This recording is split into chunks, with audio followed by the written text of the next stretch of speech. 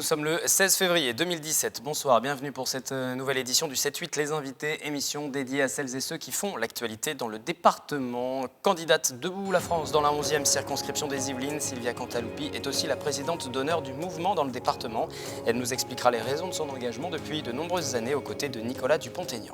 Et puis Paula Bruzone est en charge des trophées de robotique, événement national qui propose à des équipes de jeunes de créer un robot philo-guidé, de véritables défis scientifiques et techniques. Finale régionale ce week-end à Saint-Quentin en Yvelines. Parmi la quarantaine d'équipes engagées, 7 sont issues de l'agglomération de Saint-Quentin en Yvelines. Bonsoir à toutes les deux. Bonsoir. Nous parlons donc politique et puis innovation en quelque sorte ce soir. On va parler politique tout d'abord pour débuter cette édition.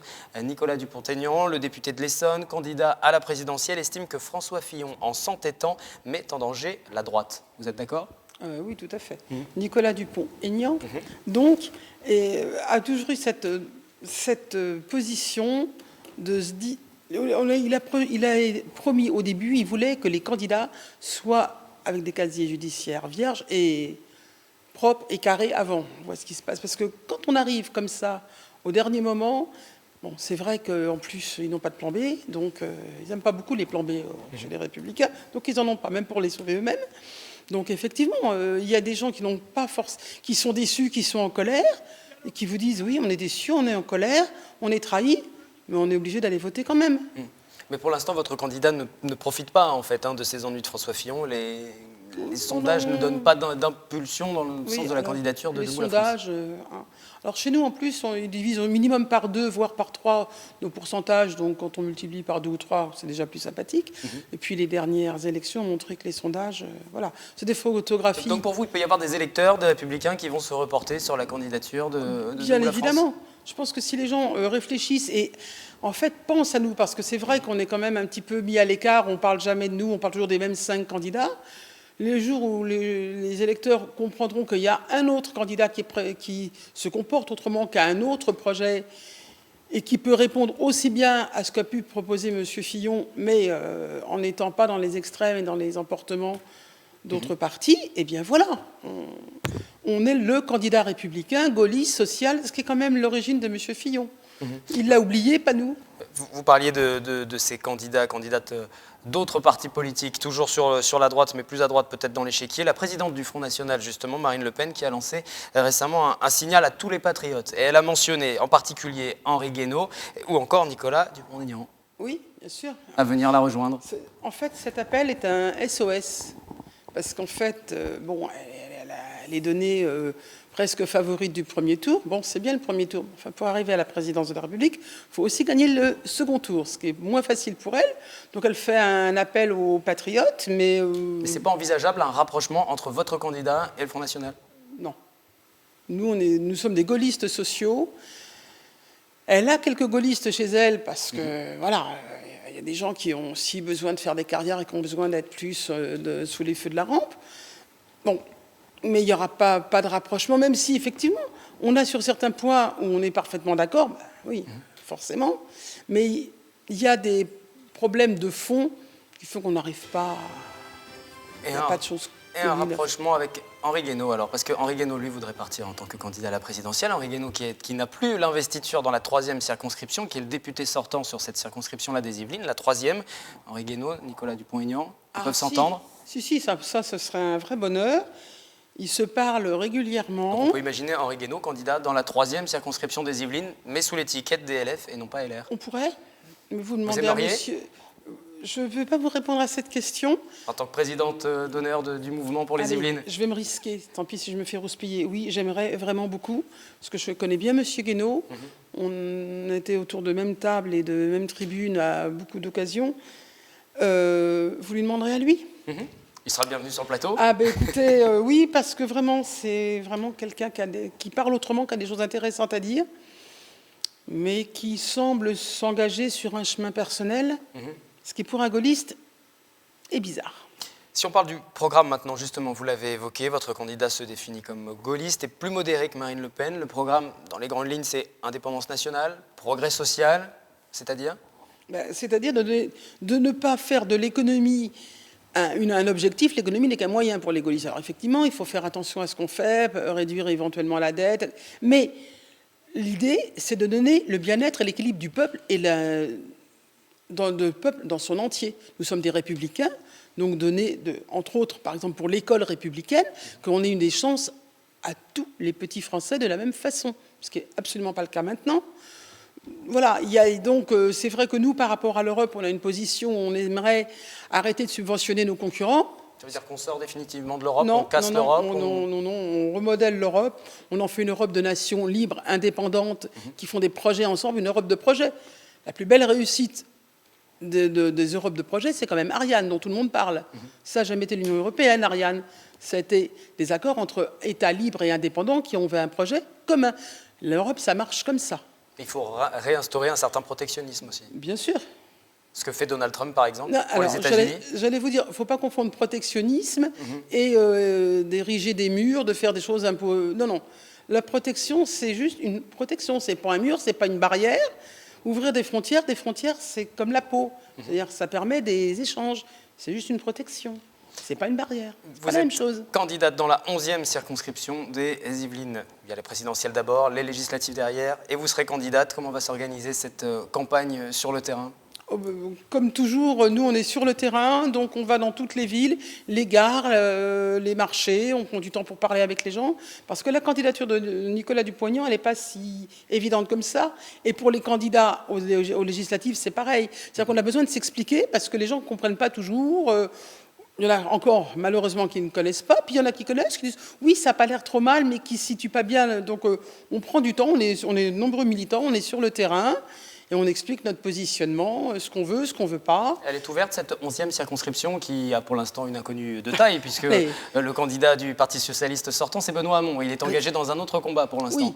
Donc elle est ouverte, cette circonscription ? Elle est ouverte, oui, elle est ouverte, c'est même des courants d'air chez nous pour l'instant, donc voilà. Après, ce que fera M. Hamon après sa présidentielle, en fait, il y a 3 solutions.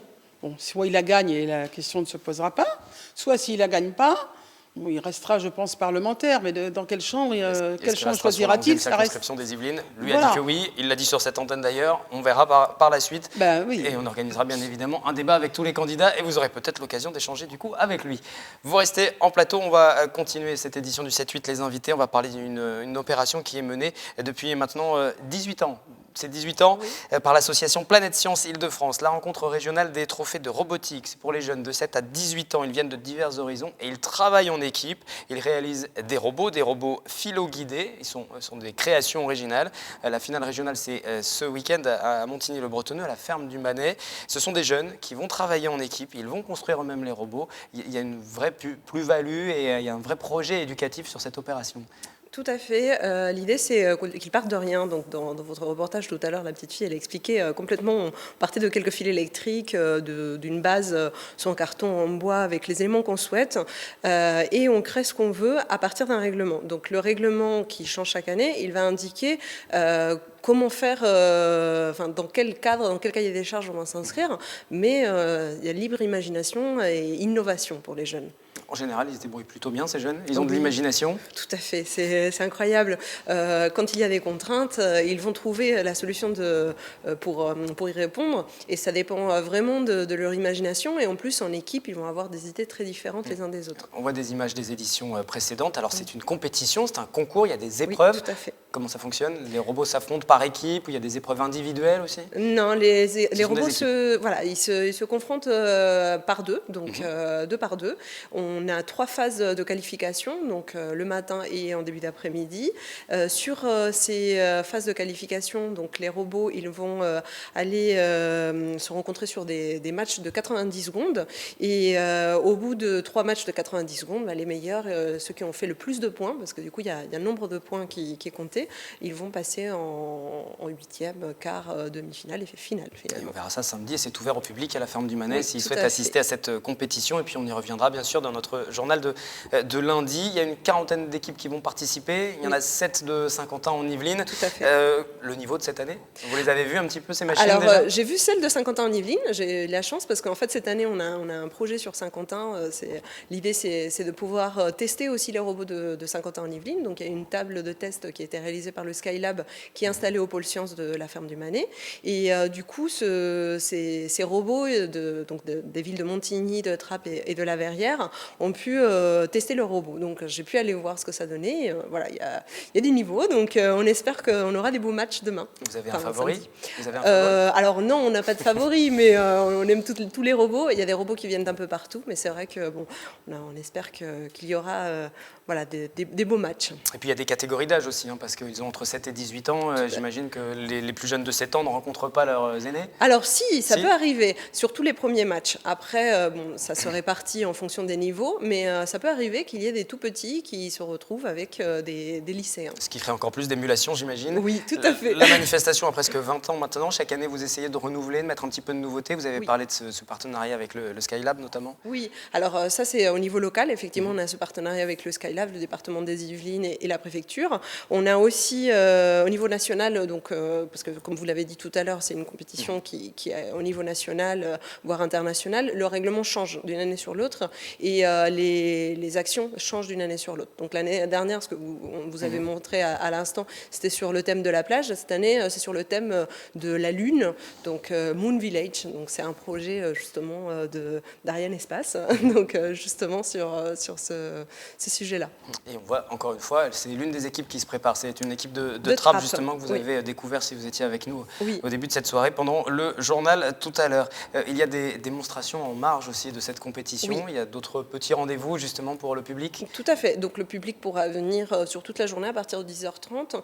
Donc à part les matchs, il y aura aussi des animations. Donc le pôle sciences fera des animations sur la biodiversité des sols. Donc on ne fera pas que de la robotique. Après le Skylab sera là aussi avec des démonstrations d'imprimantes 3D, de différentes actions plutôt technologiques et d'innovation. On a aussi une association Micronet 91. Nous, Planète Science Île-de-France, on fait des animations aussi sur Ampère. Donc il y a une rue Ampère à Montigny. Donc on en profitera pour parler d'Ampère.